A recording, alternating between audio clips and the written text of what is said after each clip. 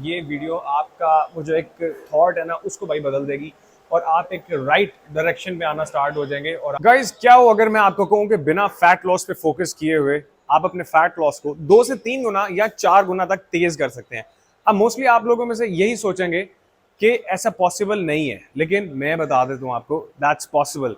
सबसे पहले अपना शॉर्ट सा इंट्रो देता चलूं। मेरा नाम शहजाद भट्ट है and I am level 3 certified personal trainer and a certified nutritionist. तो आए बिना किसी देर को किए हम अपनी वीडियो स्टार्ट करते हैं। सबसे पहले यार हम ऑब्वियसली बात करेंगे फैट लॉस का मैकेनिज्म।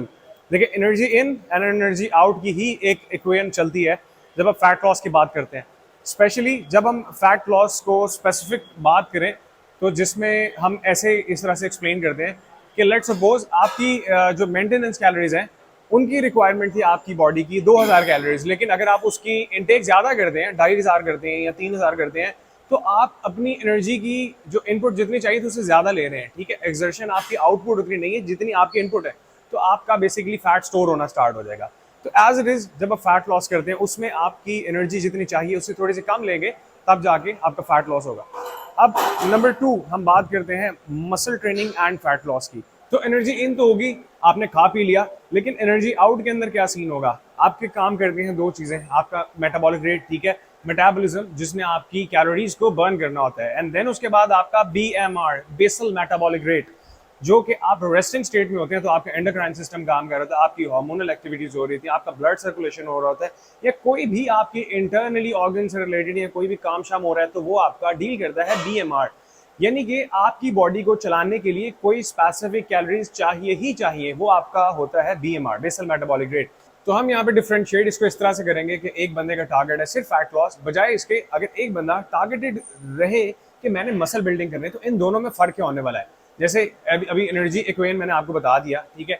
अब यहाँ पे देखें एक बंदा जो जिम में घुसा या फिर घर में या कहीं पे भी उसका फैट लॉस का ही टारगेट है, तो वो क्या करेगा? वो कार्डियो करेगा, क्रैश डाइटिंग करेगा या बड़ी अच्छी डाइटिंग करेगा। तो यहाँ पे होने के वाला सीन ये सुनने वाली और बड़ी गौर करने वाली बात है कि ऑब्वियस सी बात है वो क्या करेगा भाईजान? वो करेगा कार्डियो, ठीक है, या फिर वो क्रॉसफिट किसी भी तरह का हाई इंटेंसिटी इंटरवल वर्कआउट कर सकता है। और ये रिसर्च और स्टडीज के मुताबिक देखा गया है कि जो बंदा सिर्फ कार्डियो या फिर इस तरह की एक्टिविटीज कर रहा होता है उसका ऑन द स्पॉट तो चाहे फैट लॉस हो रहा है, वो मैं यहाँ पे ये बात नहीं कर रहा कि वो एनारोबिक या एरोबिक एक्टिविटी कर रहा है, वो बंदा ऑन द स्पॉट तो फैट लॉस करेगा, कुछ कैलोरीज बर्न करेगा। वो डिपेंड करता है, वो माइट भी अच्छा तगड़ा कार्डियो करता है, 300 350 400 500 या 1-1.5 घंटे का कार्डियो करे तो 1000 कैलोरीज भी वो बंदा बर्न कर सकता है। लेकिन उसके बाद क्या होगा?